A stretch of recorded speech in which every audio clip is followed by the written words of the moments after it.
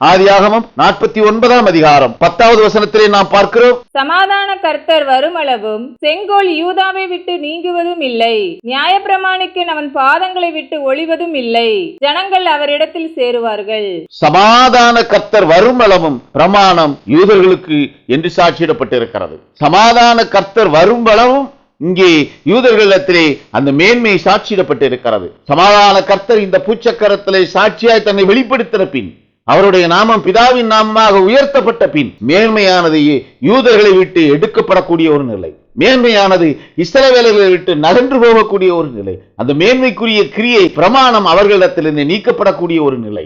எப்படியாக ஆதாமுக்கு முன்னாக இருந்த மாமிச சரீரத்துக்குள்ளாக இருந்தவர்களுக்கு இந்த பிரமாணமும் சாட்சியிடப்படவில்லையோ, ஆதாமோடு இருந்த மற்ற ஜனங்களுக்கு இந்த பிரமாணங்கள் எதுவும் சாட்சியிடப்படவில்லையோ, அப்படியாக இஸ்ரவேலர்களுக்கு சமாதான கர்த்தர் வந்த பின் அவர்களுக்கு கொடுக்கப்பட்டிருக்கிற மேன்மை நீக்கப்படக்கூடிய ஒரு நிலை, அவர்களுக்கு கொடுக்கப்பட்டிருக்கிற அந்த உயர்வு நிலை நீக்கப்படக்கூடிய ஒரு நிலை, அந்த உயர்விய நிலை அவர்களுக்கு கொடுக்கப்பட்டிருக்கிற பிரமாணமாகவே சாட்சியிடப்பட்டிருக்கிறது.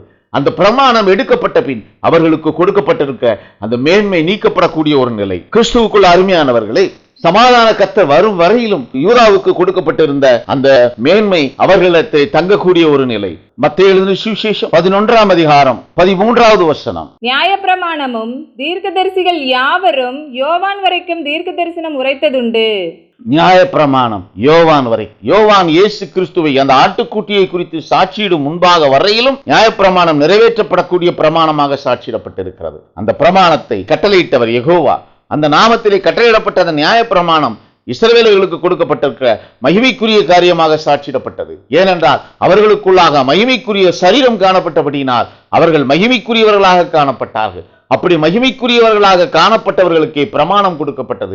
அந்த பிரமாணம் நியாயப்பிரமாணமாக சாட்சியிடப்பட்டது. அந்த நியாயப்பிரமாணமானது இஸ்ரவேலர்களுக்கு சமாதான கர்த்தர் வரும் வரையிலும் அது அவர்களோடு தங்கி இருக்கக்கூடிய ஒரு நிலை. சமாதான கர்த்தர் வந்த பிறகு அந்த மகிமை அவர்களிடத்திலிருந்து எடுக்கப்பட்டு மற்றொரு ஜாதியாகிய பிரஜாதிகளிடத்திலே கொடுக்கப்பட்டிருக்கிறது. இருளில் இருக்கிற ஜனங்கள் வெளிச்சத்தை கண்டார்கள் என்று சாட்சியிடப்பட்டது போல அந்த ஒளியாகிய ஜீவன் பிரஜாதிகளுக்குள்ளாக அருளப்பட்டது.